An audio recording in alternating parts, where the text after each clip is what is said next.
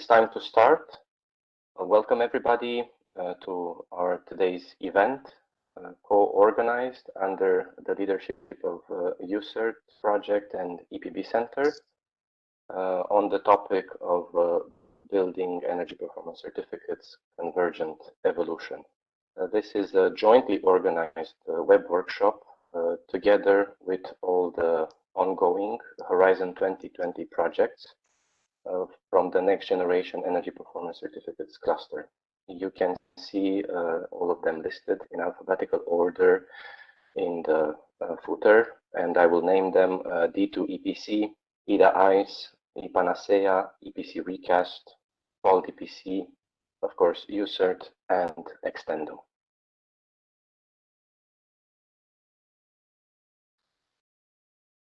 What do we have in store for you today? I will be giving a general introduction in my role as a building performance advisor at REVA. REVA is the Federation of European HVAC Associations, and I'll mostly be wearing my U-CERT hat on today, although REVA is involved as a partner also in the EPC Recast project.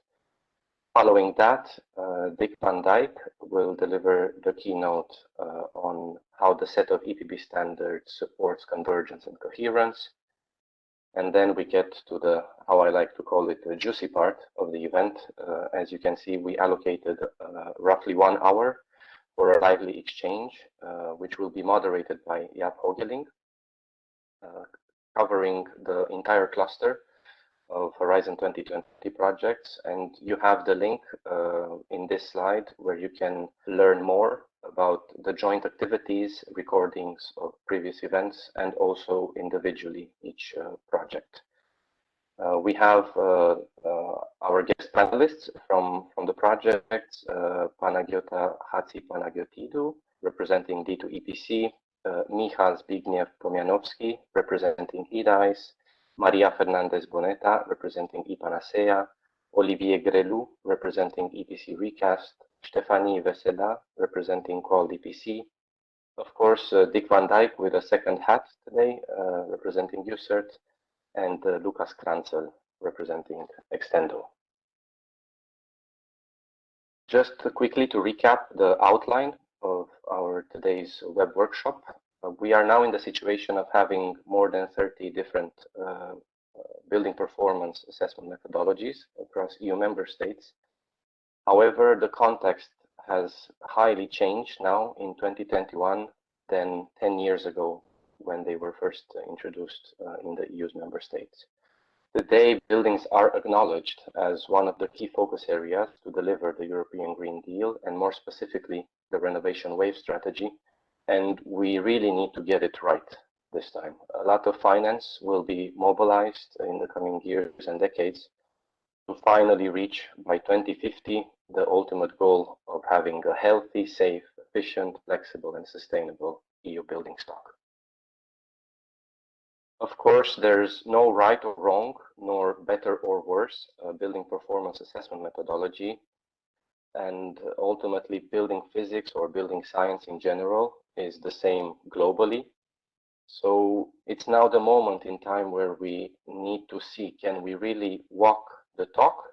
Can we leverage the available ingredients from the so-called technical layer of our goals, such as the set of CEN ISO energy performance of building standards, which are available since 2017, and the ongoing Horizon 2020 coordination, support, and innovation actions, against the backdrop that the EPBD is now open for revision, as most of you, I'm sure, have participated in the process so far. So can we make now this step together in the spirit of the EU's principles, including subsidiarity, and arrive at a common building performance coherence framework? To put it visually, we are, you could say, at a fork in the road. Maybe these two are the extremes. There are many possibilities in between.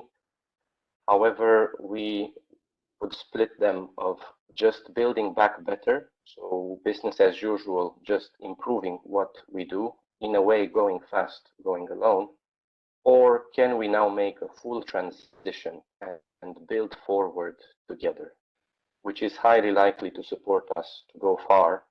Of course, that's my personal opinion, and likely contribute to arriving by 2030 and 2050 at EU's goals and targets for climate and energy.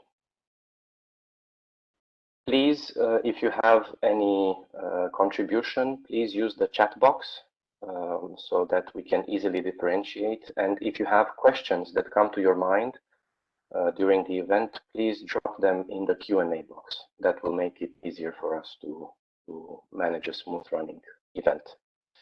Without further ado, I will pass now the floor to Dick van Dijk. We are really fortunate to have him today, as he is part, both at European level and global level, of the team that shaped the set of EPB standards. And Dick will be talking about how the set of EPB standards supports convergence and coherence. Good morning, Dick. Welcome. I pass on the floor to you. Good morning, André. Good morning, everyone, and thank you for having me to give this presentation. I take the control of the slides. Yes, there it is. So my presentation will be focused on the set of EPB standards and how these can support the convergence and coherence in the EPB assessment and certification. So I yeah, a little bit in front of my slides. Okay.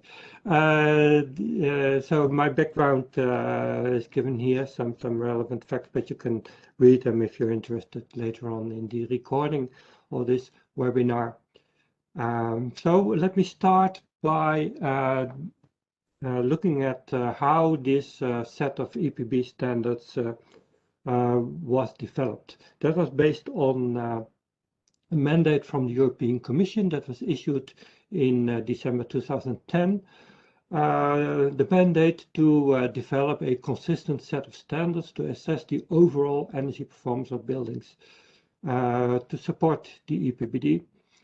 So both for the energy performance certification and also to check compliance against minimum energy performance requirements. And the mandate asked clearly for harmonized procedures, but also for procedures that are flexible for national situations. So it's clearly not a one-size-fits-all, but flexible to tailor to national situation. And I'll come back to that later on in my presentation. So that was December 2010. If you look at the current status now, we have a set of international standards on the energy performance of buildings using this holistic approach on the overall energy performance. Most of these standards, as André said, were published in 2017. 17 of these standards were developed as combined standards for Europe, but also at the global level, so worldwide level, and 36 standards are at this moment, or when they were developed, only available as European standards. Well, since 2017, a few standards have been added, and some of these standards, which were until now only available at European level, are now upgraded or being upgraded to become also EN ISO standards, so meaning for CEN and ISO, so both in Europe and worldwide. And the key EPB standards are all part of the new brand, which is the EN ISO 52000 family of EPB standards. Yeah, the set of EPB standards, they all, let me try to click this back. Yeah, so they all are characterized by common quality features. So they are intended to be fit for use in the context of building regulations to implement the EPBD, and that requires a certain set of quality features. So, for instance, we have an overarching framework. That's the EN ISO 52000 Part 1. There are common quality requirements for all of the standards. There's an overall consistency on the standards, meaning that the output of one standard can be used as an input for the other standard that needs that as an input. But there's a common format for all the standards, and the quality is managed by a multidisciplinary international team of experts, which combines the experts from ISO committees and the most relevant CEN committee. And on top of that, explanation, justification, and examples are given in accompanying set of technical reports. Almost each standard is accompanied by a technical report. For instance, the overarching standard has this technical report, part 2, to give this explanation. And in addition to that, there are also accompanying spreadsheets to validate the calculation procedures and to provide worked examples for each of the calculation standards. And by the way, these spreadsheets can be downloaded from the EPB Center website.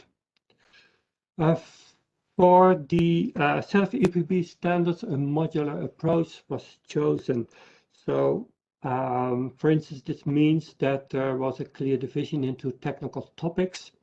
So here you find the different topics and the number of standards covered by each under each of these topics. So you see here in total we have now already 61 standards. And the added advantage of this modular approach is that it enables a step-by-step implementation at national level, because you can gradually, successively replace a national standard on a specific topic by an EPB standard. The modular approach is also recognized in the form of themes. So we have as a theme a set of standards dealing with the actual energy performance calculation procedures.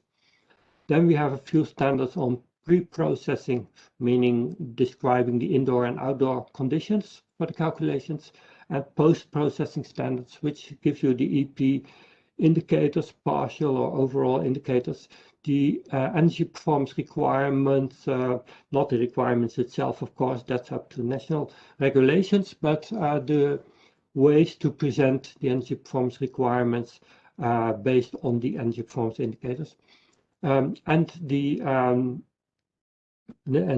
form and the graphics of the energy performance ratings. Then we have other themes, which are energy performance measurement procedures, building system or component design procedures, inspection, and others. But if we focus on the energy performance calculation procedures, then these top 3 types of EPB standards are the relevant ones.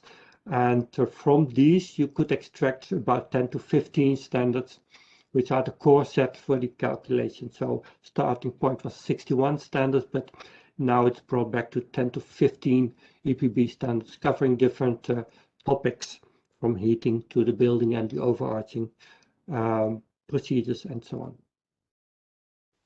So, of course, we have complete overviews of these standards, but I don't want to waste your time in going into these details. If you're interested, you can check at the EPB Center website for the webinar, the second webinar, recording, which gives you a detailed overview of all the standards. In the current version of the EPBD 2018 version, 5 of these EPB standards are mentioned by name. And that is the overarching standard, of course, which gives you the overall energy performance standard and the overarching structure, and also the standard to calculate the energy needs for heating and cooling, the standard on climatic conditions, and then the 2 standards which gives you the overall and partial indicators. Well, as I said in the beginning, the mandate from the European Commission asked for harmonized but also flexible procedures. Well, that has been worked out in a way that each of the EPB standards gives you a number of clear options and national choices for specific features. So for instance, on the user behavior, on external influences like the climate and cultural influences like building tradition, building typology, and policy and legal frameworks. So for instance, the choice of the types of buildings, so how do you make a distinction between different types of buildings? Do you see an office building as just an office building, or do you recognize different spaces in the office like assembly spaces, halls, and the actual office spaces, etc. And for that, each EPB standard has an Annex A, which gives you the normative template for these choices, and an Annex B, which gives you informative default choices, just as examples, or could be used as a default for national use. And then at national or regional level, national annexes are prepared to fill in these choices. And sometimes you find the term national data sheets, and that's a technical difference with national annexes that I won't go into today, but the content is the same and the idea is the same. National annex or national data sheet. And again, I forgot to say, again, there is a webinar which goes into the details of these national choices. So this set of EPB standards is specifically suited for the energy performance certificates and requirements, and I can illustrate that with looking at the EN ISO 52016 part 1, which is on the energy needs for heating and cooling and calculating the internal temperatures and heat loads. This standard contains both a monthly and hourly calculation procedures.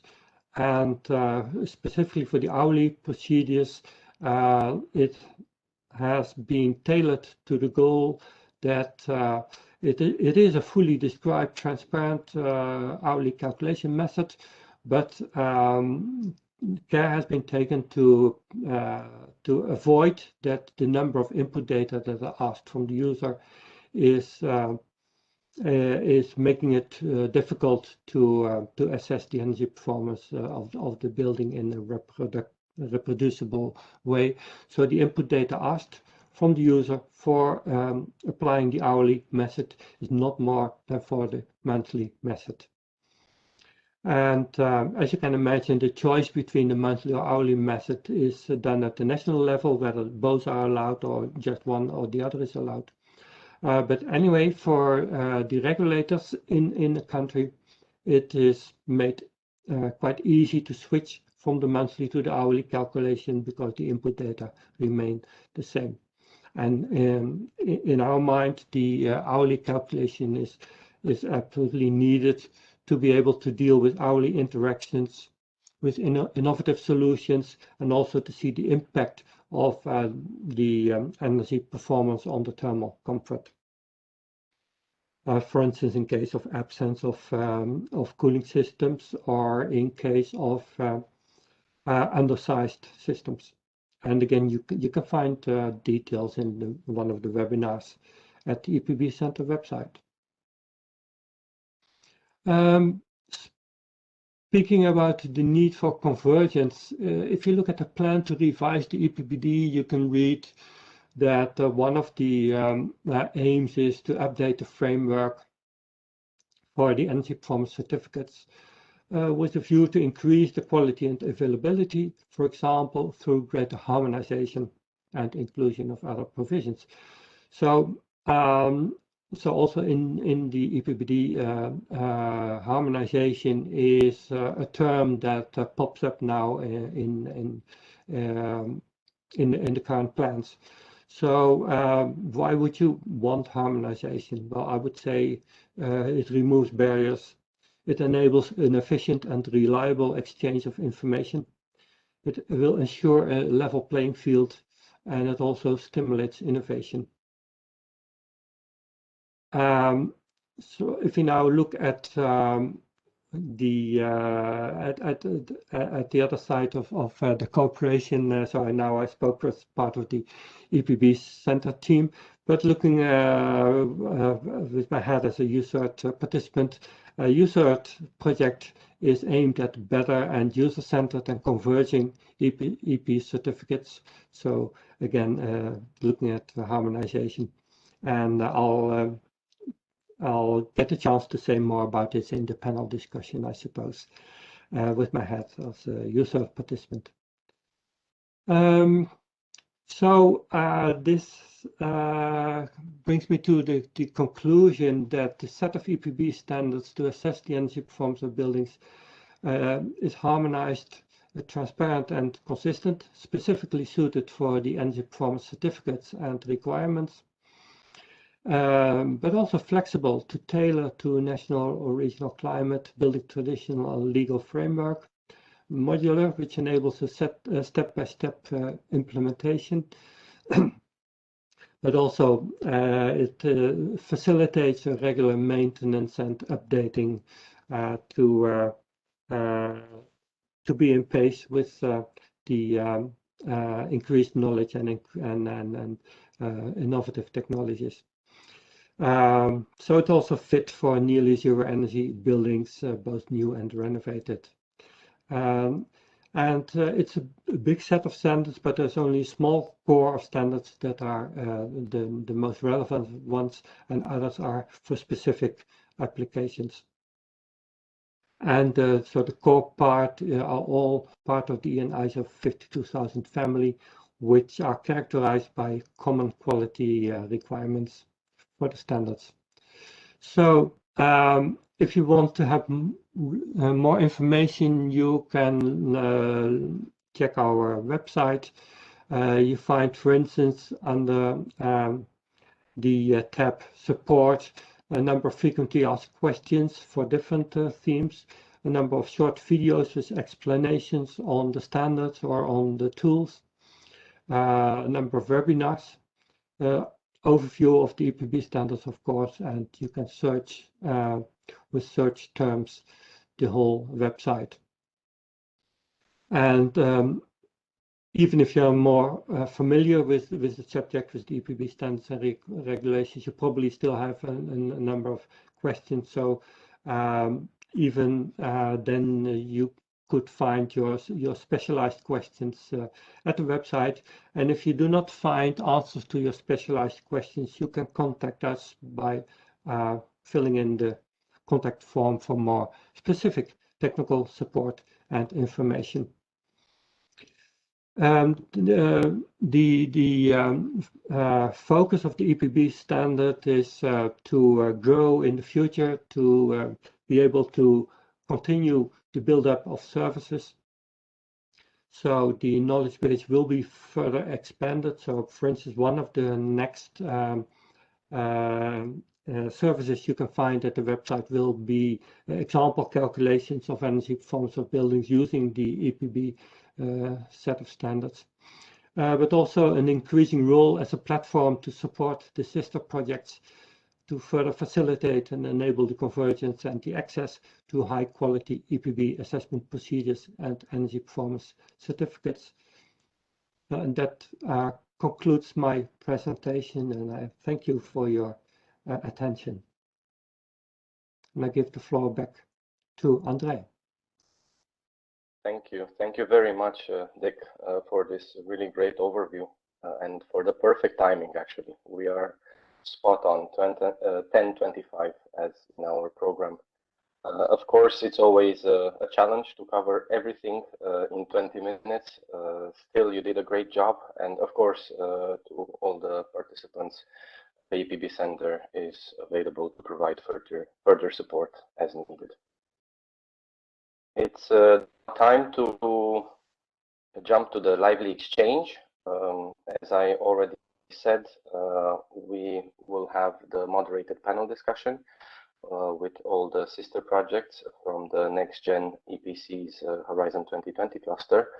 And we are again lucky to have Jaap Hogeling as the moderator in his role as coordinator of the team at the Committee of European Standardization that actually brought the EPB standards into reality. So welcome, Jaap. Really great to have you today. And I also would like to warmly welcome again our panelists. Panagiota Hatzipanagiotidu, representing D2EPC, Michal Zbigniew Pomianowski, representing EDICE, Maria Fernandez Boneta, Panacea, Olivier Grelou, EPC Recast, Stephanie Vesela, QualityPC, and Lucas Kranzel, Extendo. Of course, Dick will be wearing his U-CERT hat on, and he will be part of the panel discussion. Welcome, Jaap. Welcome, dear panelists. I now hand over the floor to you, Jaap. Thank you. Thank you. Thank you, Andre, for your clear introduction, and thank you, Dick, for your very clear presentation. I want to propose to the panelists to make it easy just to use our first names. I'm Jaap, and I was introduced already. So I will table this question, which is here on the screen, and I will follow the order that was so nicely set up in this this slide from left to right. So the first question is, in your project's perspective, what issues and challenges does the multitude of methodologies create for the building performance processes? So processes on the assessment procedure, on management, on certification, on design, on construction and installation, inspection, renovation. Well, your different projects, they all address a few of those processes. So how does that influence in practice your work in the different European projects, and also keeping in mind the European climate and energy targets that are, well, you could say, at the front pages of many papers today, and can never be forgotten. It is the essence of our work and of our projects. So first, I want to invite Panagiota from CERT, the Center of Research and Technology in Hellas, in Thessalonica, in Greece, to give her opinion about this question.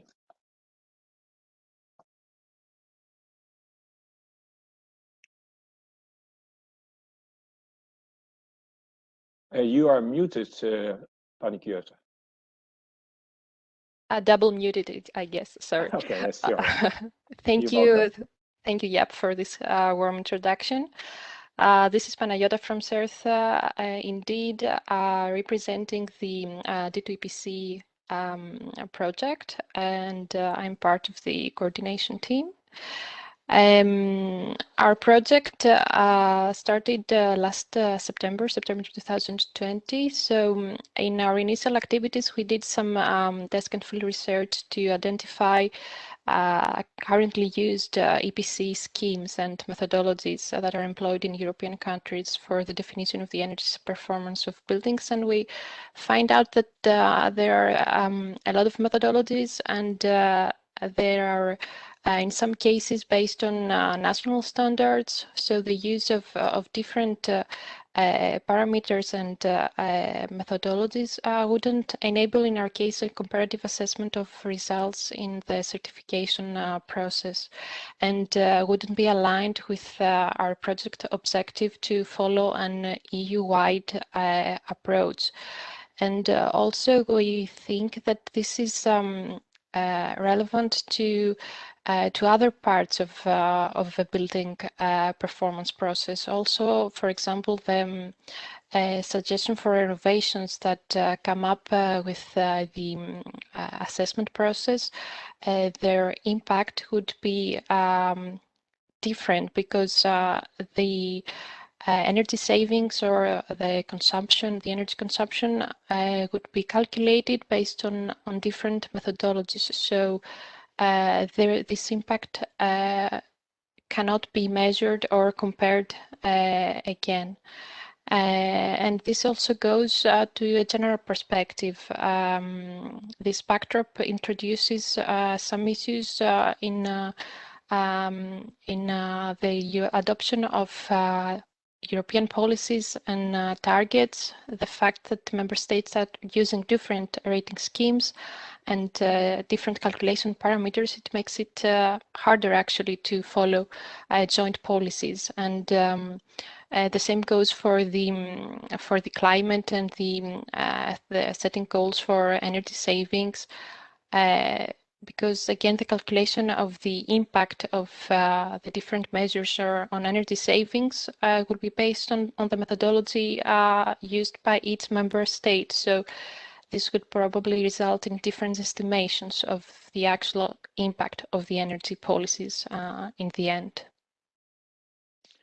Yes, thank you. And given the fact that you identified that there are a lot of policies and also assessment procedures throughout Europe, do you think that this will impact also the BIM aspect in your project, because that is also an issue? Well, what we decided as a consortium, I think, yes, this also is related to the BIM aspect, because it also ends up in the methodology and the calculation procedure that each country, each member state follows. I'm not talking only about the national choices that and the parameters that based on climate and building types or weather conditions. I'm talking about procedures that are based on national standards, for example. So this is also depicted in the modeling of the building and the calculation that is served through this modeling. We in our project, we follow this automated approach using BIM and digital twins for the calculation. And we decided as a consortium to develop 2 working groups that can support the EU-wide based deployment. So probably I will come back to that in your second question. Yes, thank you. Well, the next I want to ask Michael from the EDICE project. Michael is from Aalborg University. Now, please, what is your answer on our first question? Hello, Jaap. Hello, everybody. Thank you for invitation. Yes, in our project, we are aware of that there are many calculation approaches or different tools across different member states. This means we can have, even in one member state, there are several tools and methodologies applied. As an example, for example, in Italy, there are many different tools used regionally, not at the national level, but actually down to the region. This, of course, would result in different result of calculating the same case or the same building in principle. We also we should be also aware of that the majority of these calculation methodologies nowadays in different member states are based on steady state approach, so relatively simple models. And what we are investigating in our project is how to do this transfer from steady state calculation to dynamic, which was in a way shown or presented that it is included and considered in this set of new EPB standards, and there are some guidelines how to do that. And in fact, we are doing this investigation to find out. First of all, is to transfer it to dynamic environment, and then in the dynamic environment to find out what is the level of detail and complexity that would result in credible results. We don't know exactly what is the credible result until we actually cannot compare our simulation modeling with measurements.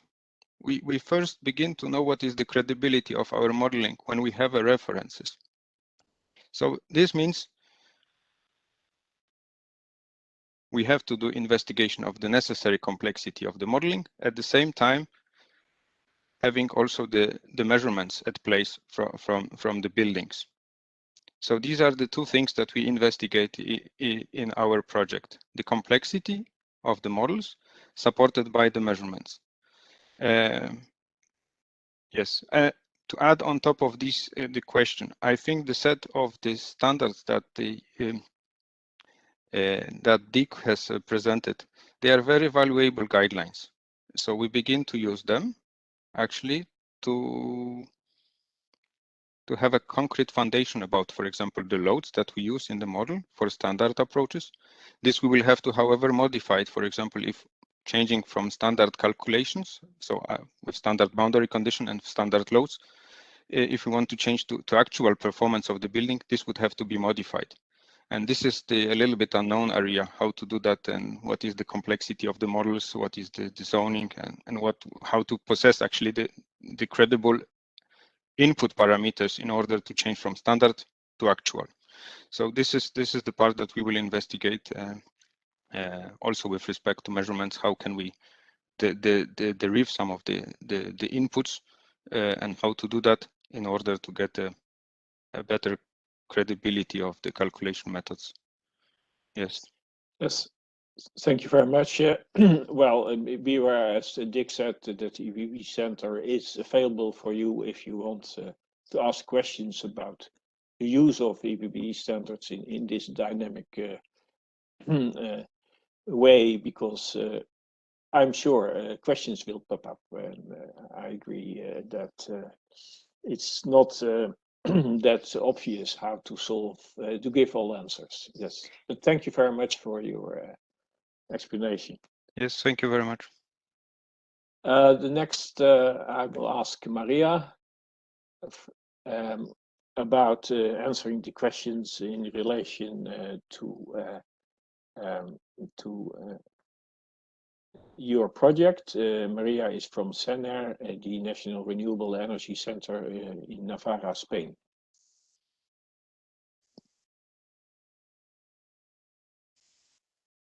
Maria, you are still muted. Okay, you are muted. Sorry. Yeah, thank you, yeah, for this introduction and for giving me the floor. I think this question is a difficult question indeed, because in the first place we are looking for convergence and harmonization across the European Union. But we are 11 different projects at the moment, no? 4 of them innovation action with the objective to bring some new methodologies to this current scenario.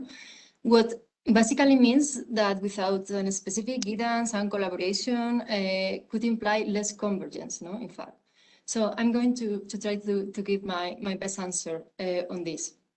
Well, as an innovation action, the main IPANASEA's objective is rather to develop an innovative and flexible methodology comprised by 3 different energy assessment methods and its decision matrix for decision. So focusing innovation on the energy assessment part of the EPC scheme, no? Through data-driven methods covering, for instance, inverse modeling, sensitivity analysis, automated calibration, inclusion of proper protocols for smart and novel technologies, and tailor recommendations based on actual consumption patterns, no? Real measurement, like my colleague said. However, through the project backbone, we're also facing this challenge regarding the lack of convergence across the European Union and the need of harmonized protocols. We agree that EPCs are one of the most important sources of information on the energy performance of the European Union's building stock. Indeed, it is a key policy instrument that can assist the government in reducing energy consumption in the building sector, and an important element for climate policies, for instance, linking the instrument to the renovation wave strategy. However, for the EPC to reach its full potential as a useful element to support this energy transition, the information provided by them should be comparable and accessible, easily accessible across the European Union. From our project perspective, there are several challenges to overcome this issue, but I am only going to highlight 3 as more relevant at the moment in order to maintain my answer shorter. First of all, common terms and definitions are crucial to talk the same language in the energy efficiency of building sector. For this purpose, of course, the set of standards, the 52,000 standards, is playing a very important role. However, although at high developers level, the concepts are so clear, and not all stakeholders show the same level of knowledge regarding definitions and terms. Many times happens that terms have to be clarified in advance before starting a discussion with the stakeholders. Secondly, in order to be able to compare data across different member states, overall performance indicators should be comparable. There is a diversity of main indicators at the moment that could be confused and induce a wrong comparison. For instance, regarding total primary use versus a non-renewable primary use. Since the current EPBD doesn't specify which of them have to be included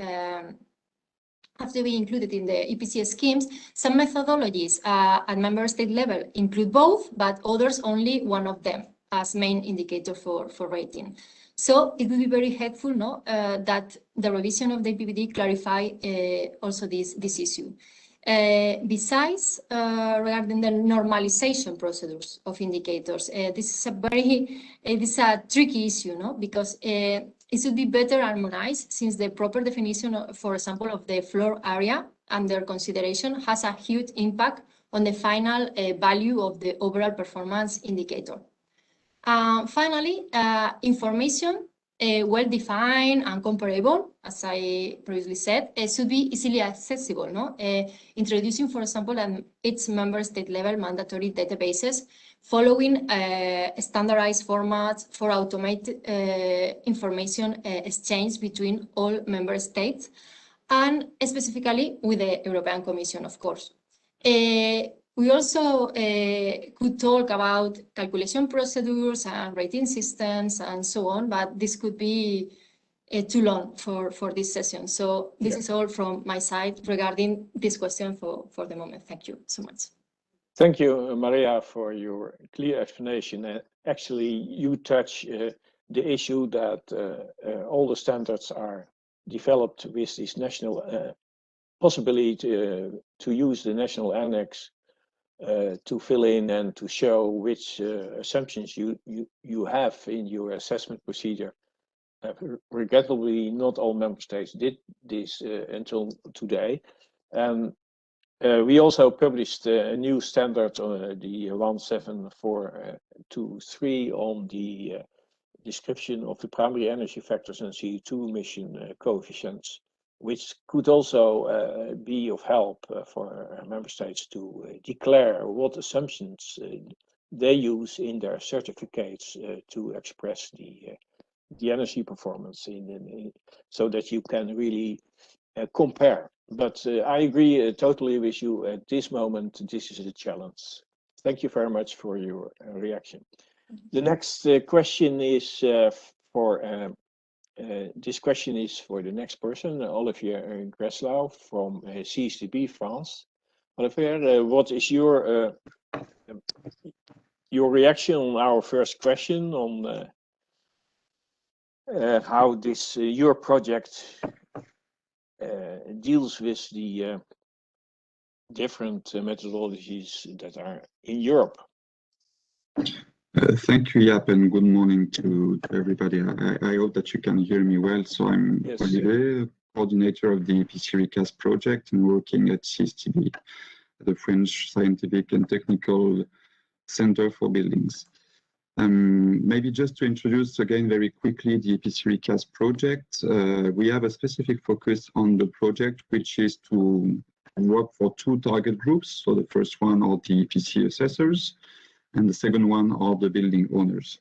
So with regards to EPC assessors, what we want to do is to help them improve their daily working practices, making their data collection processes and parameterization of energy performance assessments more reliable, with quality checks, with new data collection procedures, so that then the results of energy performance assessments, especially when they are simulated, are closer to reality, and to measure the energy consumption, so that then the model that is used can also be used to define renovation actions that can be evaluated and provide meaningful results.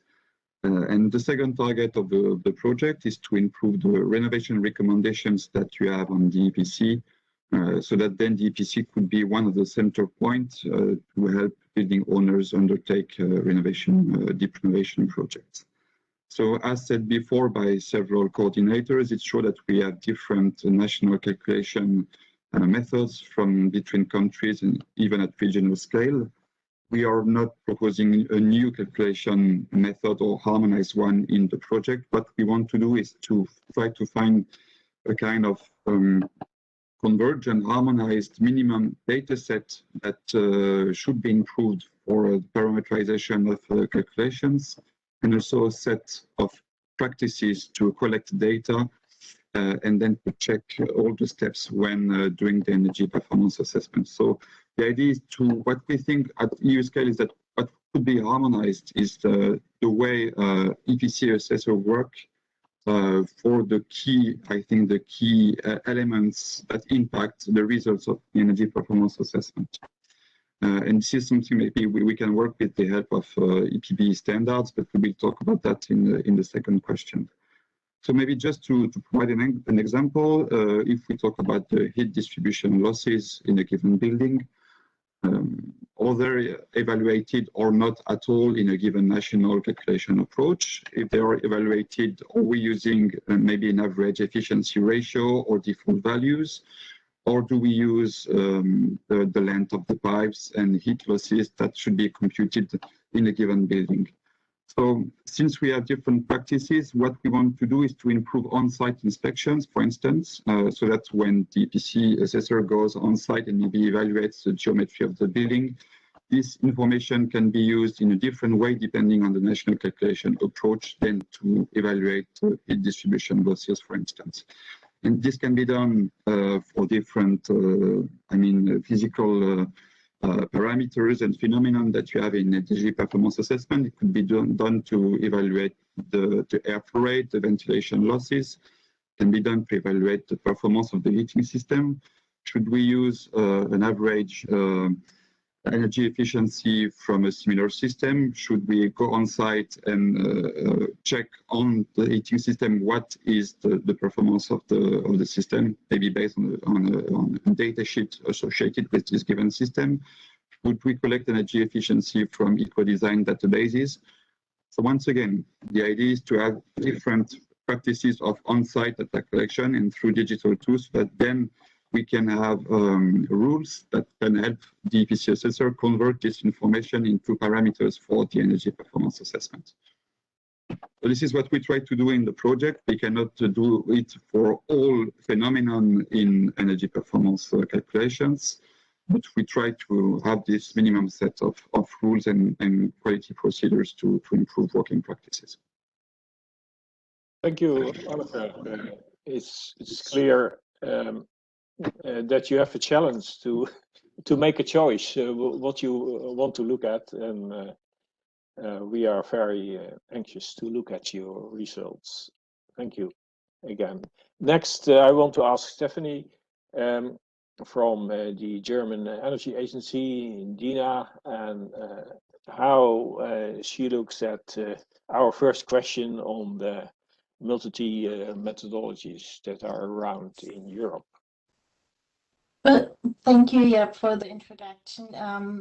Indeed, I'm from the German Energy Agency, and in QualityPC, we lead the work package 3, which is the development of enhanced EPC schemes. So in QualityPC, we do not directly look at the calculation methods, but it influences our work as well. So in QualityPC, we look more on the EPCs with special attention to deep energy renovation options and how to implement that in the forms, but also in the training and in the control of EPCs.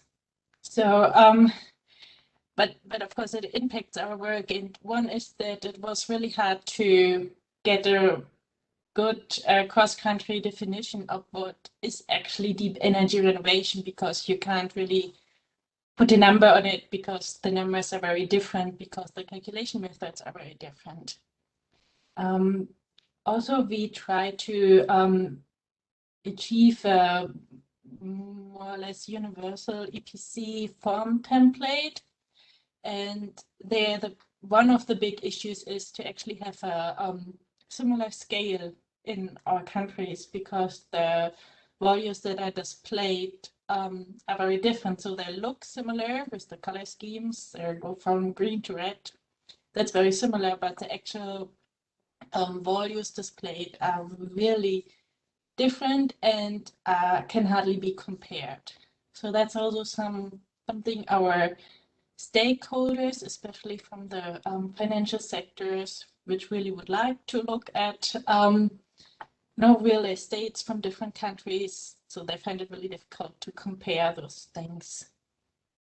Another thing QualityPC wants to develop, or our Greek partners want to develop, is an online tool, so kind of a calculator where building owners can have a first look on how their building performs and what kind of renovation measures they should take. But of course, here again, what calculation method do you use to implement such an online tool? Well, they found some way, but I think it was quite difficult. So all in all, I can say that in QualityPC, it would be much easier to work with similar values, but we worked our way around, and hopefully at some point we get more cross-country convergence. Thank you.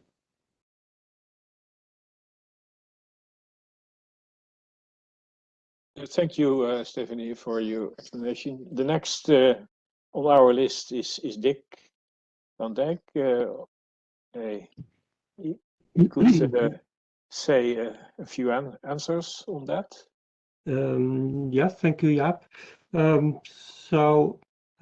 the U-CERT project, so my main involvement in that project is on work package 3, which deals with the convergence of the set of EPB standards. So trying to come to a proposal for for a converged set of national choices on the standards. The U-CERT project in itself is about developing user-centered and converging energy performance certificates. So the energy performance assessment methods are just a part of that, of course. But it's evident that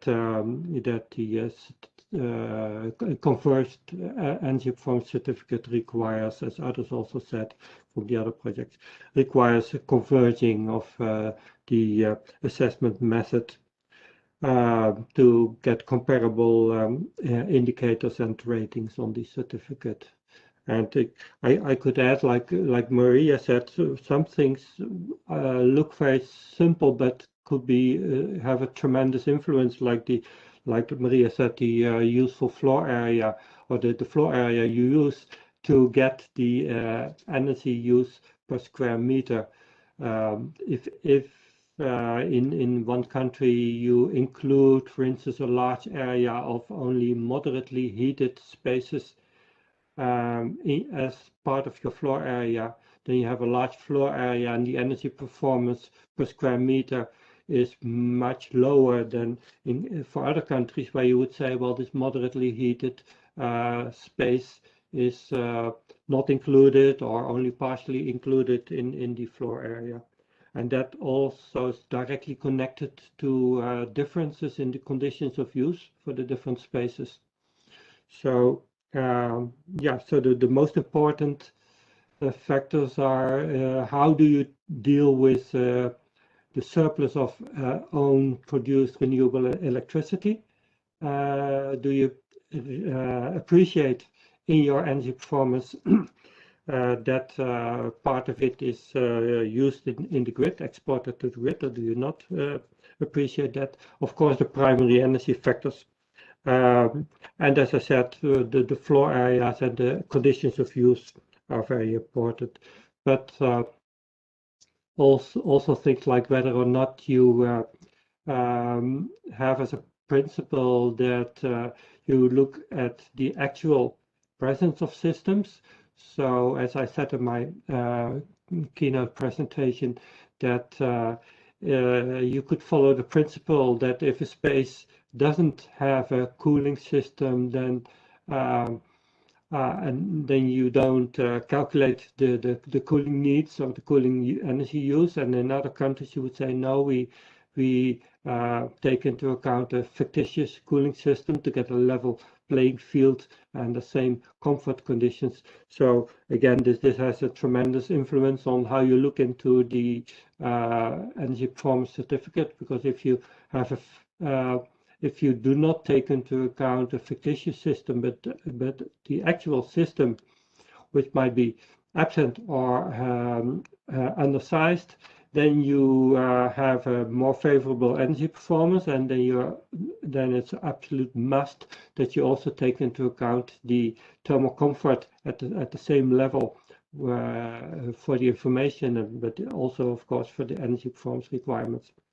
So yeah, so that is the answer to the first question.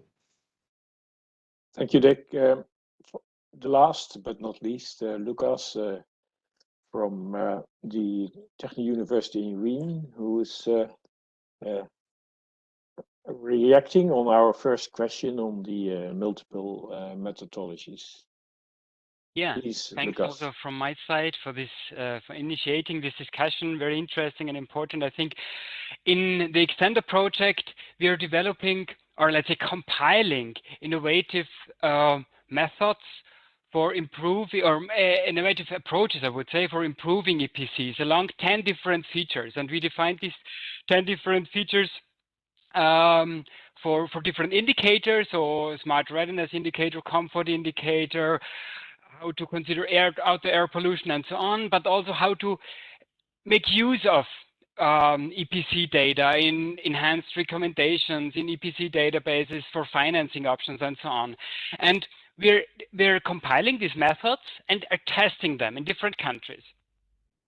And so, of course, we need to align these approaches, these methods, in order to be tested in these countries to the national methodologies, to the national performance energy performance calculation standards, and in order to also increase the chance that results from the Extendo project might be uptaken in one of these countries later on, as long as the standards are not changed. And this, of course, makes it now difficult to transfer results from the testing projects, from the testing cases, to other countries. So that's a challenge that I see that we're facing just due to this difference in the existing standards. And also it limits, I would say, it limits the replication potential of projects like Extendo and all our projects that we are here. That's my view on this. And the second point is that in particular also for financing options, I see also that financing institutions would like to see a better harmonized, better convergent calculation in order to allow them assess different projects across countries and not only within a certain country. That's also what we are seeing from one of these features on the financing options. So far, a few ideas from my side. Thank you for a very clear answer, which reflects actually the challenges we have, because what you also mentioned, the financial institutions and the we also are contacted by some of them, and they say, can you, and then I'm talking about EPB Center, can you offer us one harmonized tool that we can use throughout Europe, because we have buildings in different European countries and we want to compare them and to see where we have to invest. But we see that they use all their national procedures and we cannot compare it. So that's your problem as well. Yeah, yeah, and in particular also if then the subsidies which may be available are based on the national standards. Yes, it's difficult exactly. to refer to European standards. Yeah. You cannot avoid it. Yes. Thank you very much, Lucas. Well, I propose a conclusion from listening to all of you is that you see it as a challenge, and that is an issue, and that you will welcome more harmonization. But of course, we have to respect the role of the member states as such. A second question we raised and we want to ask you is what kind of activities in your project conducting that facilitate the support and the overcoming mitigation for the challenges and issues we mentioned before. So what are you really doing to overcome these difficulties? Because most of you you reported in the answer of your first question that you're aware of it, you're trying to solve it, perhaps you are trying to get around it by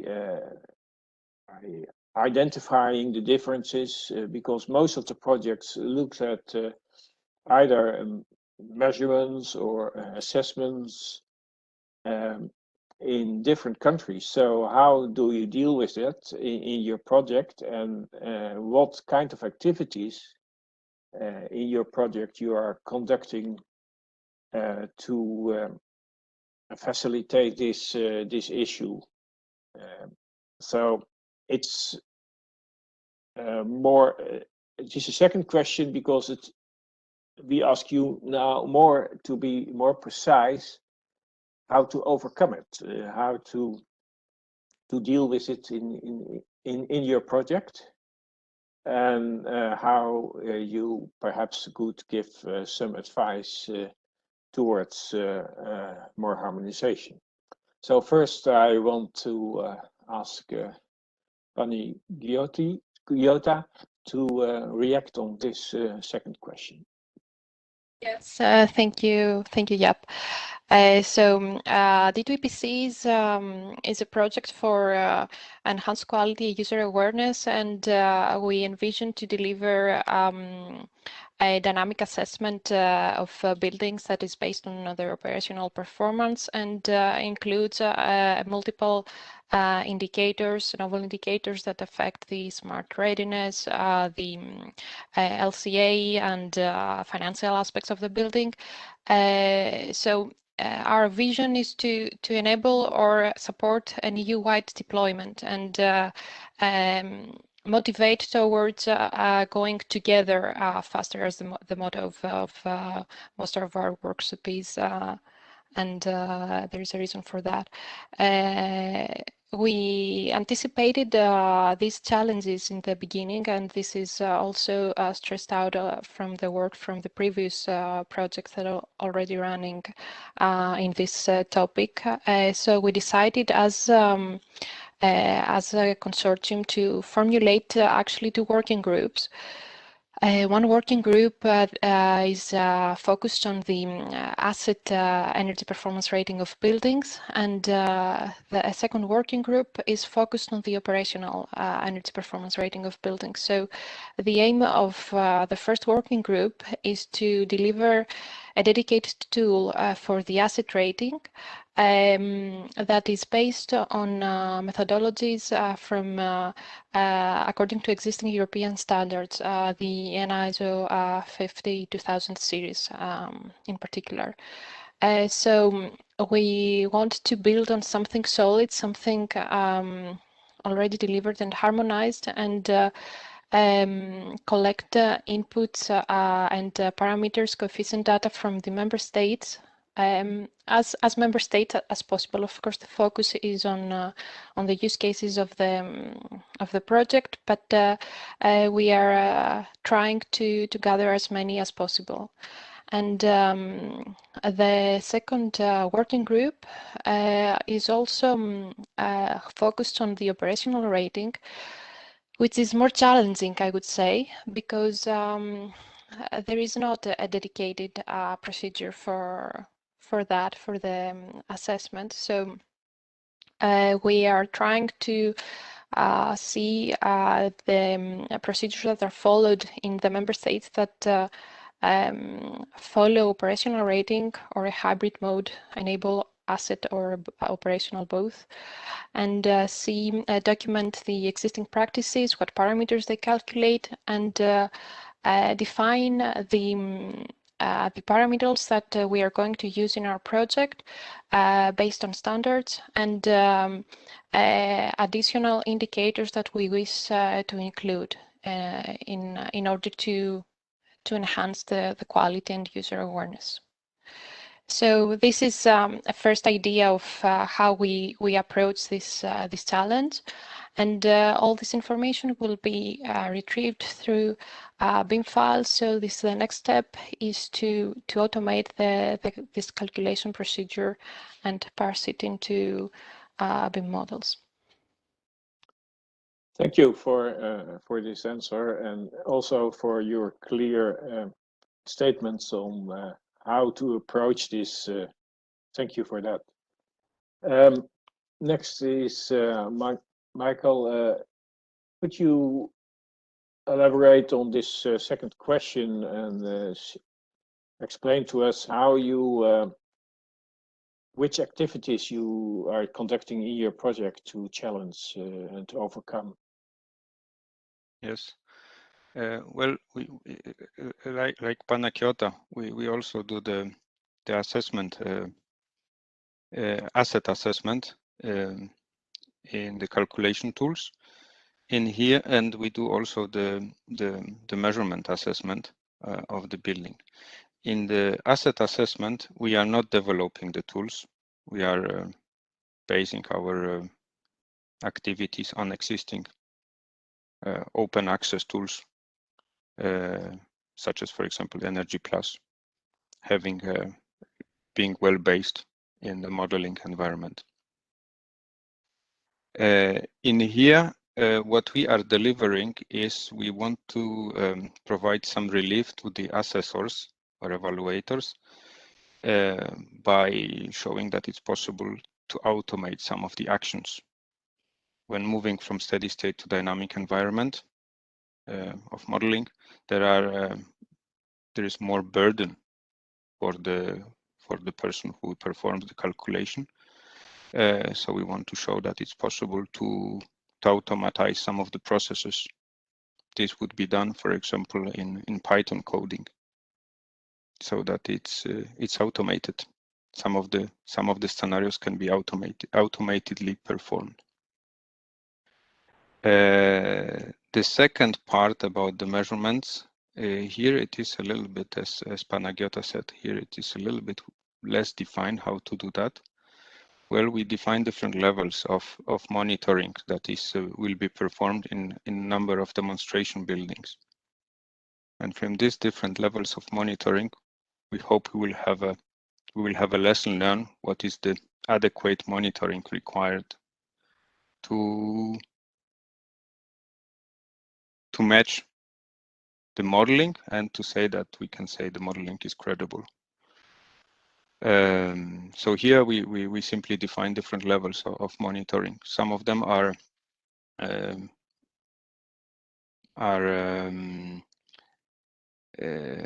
defined based on the problem of the building. Some others monitoring are simply just defined by different level of detail of monitoring of the building. So we have different approaches for different demonstration cases that we have in the project. What else I want to say is that we want to provide knowledge, some expertise, additional value, but we are also aware that we will be able to deliver it only to some building typologies or types, not to all of the types of the buildings. So this is something that we begin to be aware that if we have the methodology, maybe the methodologies that we come to will be suitable only for certain building types, and the methodology would have to be modified or adjusted for different building types. So we begin to be aware that we cannot save the entire building stock. We can come up to certain methodologies that will fit to only certain buildings. But maybe this is the way it has to be done. Yes, so this is more specifically what we will do. Yes. Yeah. Thank you. If you talk about more specific buildings and you have to limit, you are talking about the operational rating. Yes. Yeah. Because as both of you said already, that the number of standards in the set of EPBD on the operational side is limited. It is only limited to heating systems. And I could imagine that the outcome of your project could also be some proposals to extend the set of standards towards more standardization, the operational approach. Yes. That could be very welcome. Yes. If I also may comment on that. Yes. Indeed, we have highlighted some activities already in our agreement for providing suggestions and recommendation to standardization bodies in order to include those recommendations. We hope that come from the project and improve what is currently being done. That is why we have in our consortium two standardization bodies, the Austrian Standards International and the Spanish Association, to support us on that. Great. Thank you for this information as well. The next is Maria. Could you endeavor on this second question?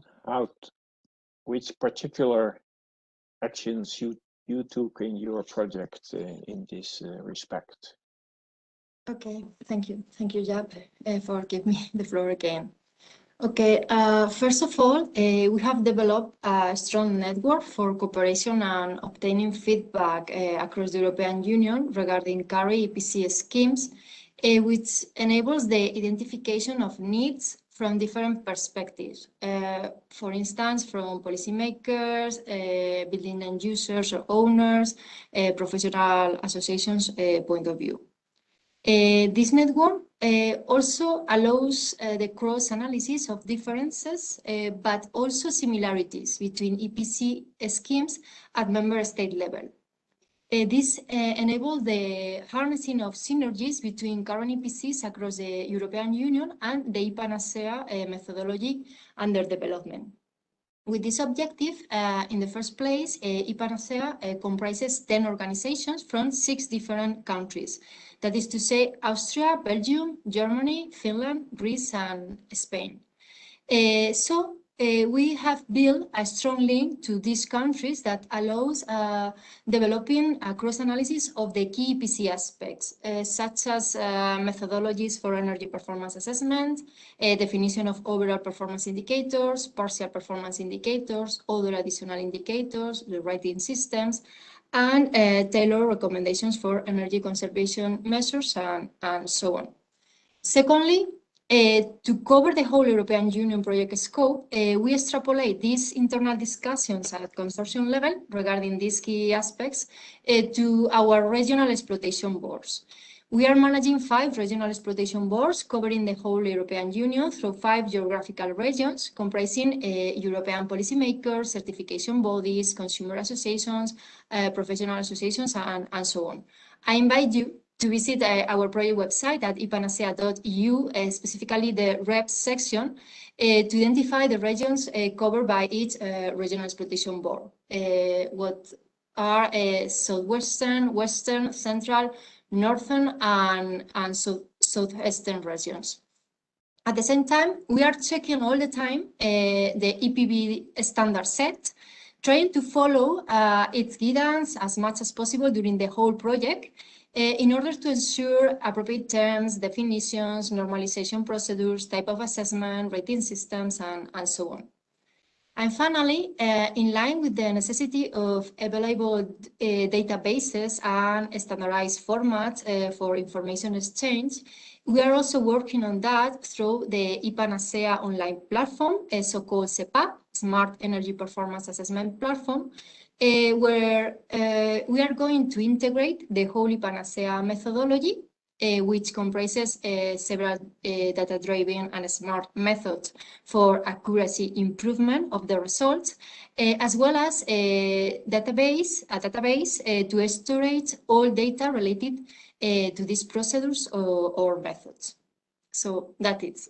Thank you so much. Thank you, Maria, for this clear answer. Next, I want to ask Oliver to react on the second question. How do you handle it in your project? Yes, thank you, Jaap. As I said, as an answer to the first question, our key goal in the project is to improve working daily practices of EPC assessors. So what we are working on is defining a harmonized set of procedures to parameterize EPC energy simulations and thus to define input data of these simulations. And so for doing that, we want to have this common framework for energy performance assessment that should be compatible with existing national and regional energy performance assessment methods for EPCs, so not defining new approaches for simulations. For doing that, what we are doing currently in the project is that we are not starting by analyzing all national calculation approaches, because that would be too complex, even though, of course, we are looking at these methods, at least for the countries that are in the consortium. But we need a common reference, and we think that the set of EPB standards could help us for that, because as Dick said before in the first main presentation of this webinar, these new standards are flexible. We have different calculation approaches for different phenomenon in the building, for heat distribution, for heat generation, for heat losses of the building envelope, ventilation, etc. So we think that this common reference with different options for each main module in an energy simulation can be used then to define how we should collect data and how we should have harmonized data collection procedures, either on-site with inspection or also off-site by connecting with database or by comparing buildings with similar buildings. So this is how we are working on that. So the idea, of course, is not to analyze in all details all the EPB standards, but it's to understand what are the different calculation approaches that are defined in the EPB standards that could be used as a reference to understand what are the main calculation approaches for existing national EPCs. So this is the main approach that we are following. We are also, of course, trying to bridge the gap between simulated performance and actual performance. So we could also use EPB standards to work on operational ratings, how to collect information about actual performance and energy consumption of the building, and then to define approaches to calibrate our energy models so that we reduce the gap between simulated energy performance and measured energy performance. So that's the main connection, I think, with EPB standards I wanted to highlight today. Of course, I could talk also about the indicators, the recommendations on the certificate, but I think that's another topic that's less related to today's focus. Yes, I agree. Thank you very much, Oliver. This is a clear answer on the question. Next, I want to ask Stephanie to react on this question. How do you integrate this issue in your project? Yes, thank you. Yep. As I said before, we're not looking directly at the calculation methods. So what we decided to do is to at first try to develop solutions which fit most of the partners. So for example, for the EPC template, we try to generalize things and but make them adjustable on a national level. So that's actually our approach. We try to provide templates for different solutions, so for the online tool or the EPC template, but also for deep renovation network platform, and try to grasp what kind of topics are the most important for all partner countries or even across Europe. But then there's always the step that's actually in the next work package 5, where there will be national adaptations. So yeah, but I can't really provide a solution for really the issue. Our solution is more to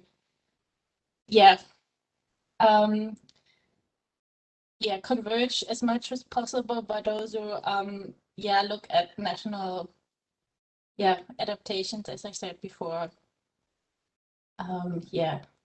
Thank you. I understand that given the nature of your project, you are really looking at renovation and communication with the consumer, with the building owner user, and to see if you can help them to be convinced to take actions. So it is more in that corner and less on the issue of assessment procedures as such. Yes, I understand. Yes, indeed. Yes, thank you, Stephanie. Dick, how does U-CERT look at this issue? Would you elaborate on that? Yes, in U-CERT, we selected the 10 most important EPB standards, and we prepared a document, currently a draft, with all the national choices that these standards allow. There were a few hundred of these choices, ranging from very minor choices on technical details to choices that have technical choices that have a high impact, or policy choices with a high impact. And we categorized all these choices, so you can quickly now see which choices are important and which are less important. And we are preparing a proposal for a converged set of all these choices, where we also explain the reason for making these choices. In addition to that, we are developing in the project web-based tools that will enable to see the impact of a number of these choices on the actual energy performance. So So that covers the things that I mentioned before, like the impact of the choice of primary energy factors and on whether or not exported electricity from on-site produced electricity is rewarded, and a number of other of these choices. Yeah. Thank you, Dick.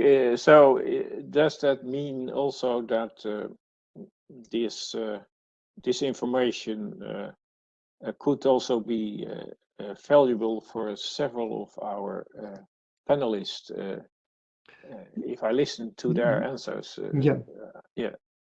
Yes, I'm quite thrilled by the things I hear. So I think it would be quite good if we could, as quickly as possible, communicate about this proposal from the U-CERT project to the converged set of national choices and get a feedback from the sister projects and see whether it can be usable for their work where they are intending to use the set of EPB standards, and also to get feedback on the impact of the choices they come across in their project. Absolutely. Yes, I ask this specifically because what we want as here together with those projects is to see if we can share certain parts of our work results to help each other. Because I see the difficulty if I listen to all of the panelists and also look at the different websites, it is impossible to absorb everything you are doing.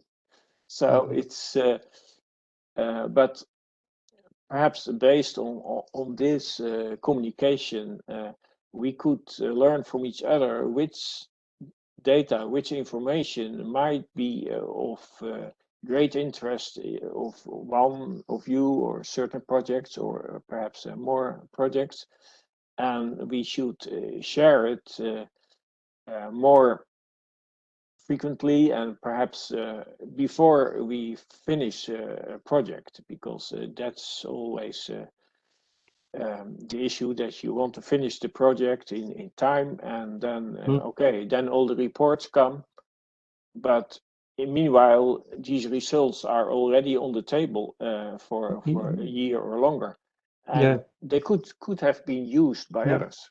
You need to find a balance between giving the opportunity to give feedback, but at the same time to avoid that you create a burden for others to dig through documents which are not yet mature. But on the other hand, as you say, it will be a waste if you just circulate finished documents without any possibility to absorb feedback, which could be very, very valuable. Yeah, thank you.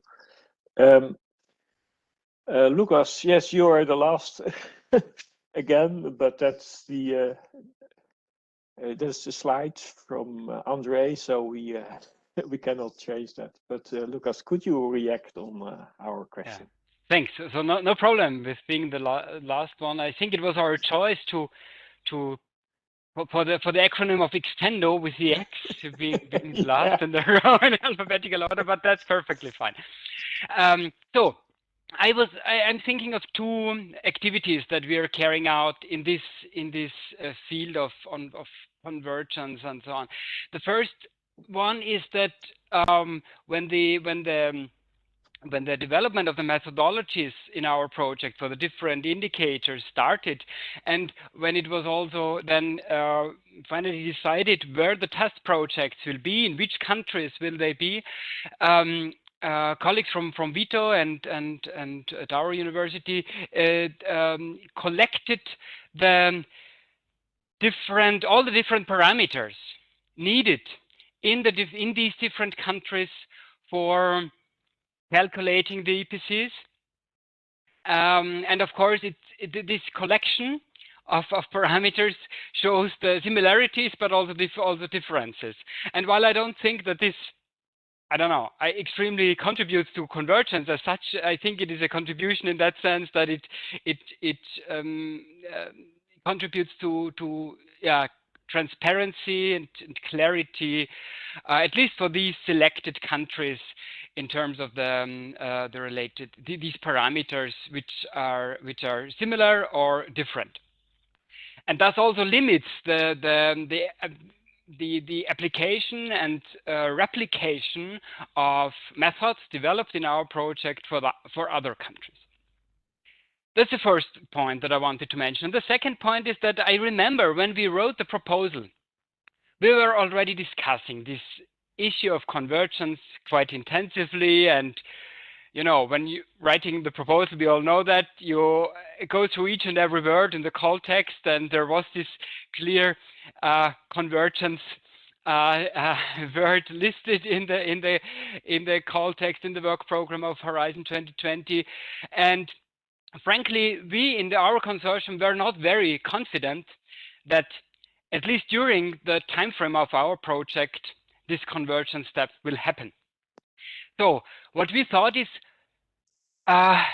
with the modular approach that we are taking, with the different modules we are developing, we saw some chance that at least a few countries are taking up one or the other modules, and there is some, let's say, gradual convergence, at least around these modules, as long as there is not the real,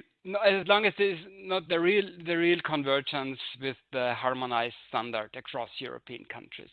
That was our idea, and that was also how we then structured the project and how we are doing it. And the third point that I also want to mention, I'm really convinced that the participation of different institutions in the project from the different countries, responsible partly also for doing EPC regulations, strongly contributes to a better understanding of the other countries. And I think that's the value of all our projects, that by the simply cooperation we understand the similarities and differences better, and thus provide the ground for more convergence and consolidated approach.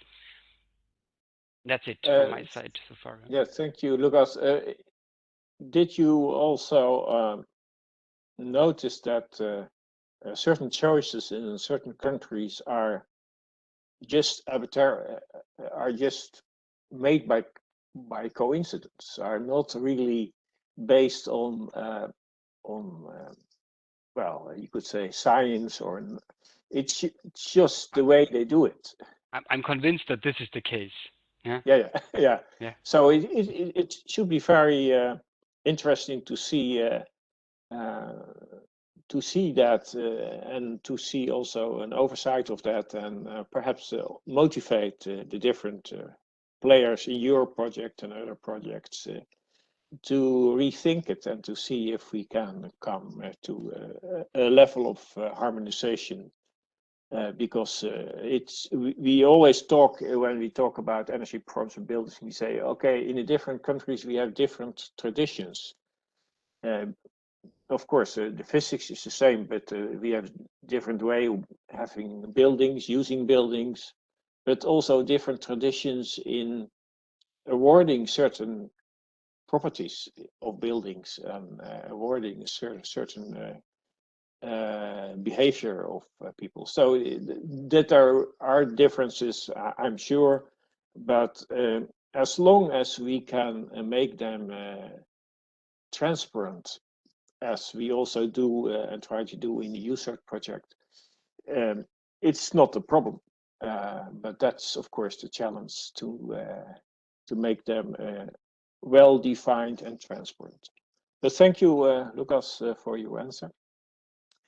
The idea and in our program is now that we should have really a panel discussion based on the Q&A, but I didn't see any questions asked by participants on this webinar. But I want to invite any participants on this webinar who want to ask questions. I don't see it in our Q&A, but please drop your questions in the Q&A box. And André, you didn't see any? Thank you, Jaap. Actually, we are also 5 minutes over time. And this is because I think our projects are so complex in the way they tackle energy performance certificates and the processes and instruments and tools behind them, that it's always a challenge to focus on one key topic. And today, of course, we wanted to talk about this convergent evolution, and we really managed. I'm amazed the insights I think that all of us have shared. All of you, sorry, I was just the facilitator here. So I actually would invite all the participants to follow us, to contact us for any questions, and to stay informed. And because we are over time, I would just say thank you in all the EU official languages to all of you as speakers and panelists, and also to the attendees. And it's clear that we are walking the talk in terms of going far together in this cluster of projects. So we would really want to support that this happens also at EU scale, so that we can, let's say, make future-proof decisions for reaching our EU's climate and energy targets. So that's, I would say, the end of our event. A big thank you to all of you for integrating this in your very busy schedules, and for the really amazing insights that have been shared. I think this is just the beginning of the exchange on this specific topic, so we definitely need to follow up. Thank you very much to everybody. Thank you to all panelists, and thank you to André for taking this initiative. It's very valuable. We have to keep in touch with all the projects and exchange information as much as possible. Thank you very much. Thank you. Thanks a lot. Bye. Thank you. Bye-bye. Thank you. Thank you for setting this up. Bye. Thank you. Bye-bye. Bye-bye.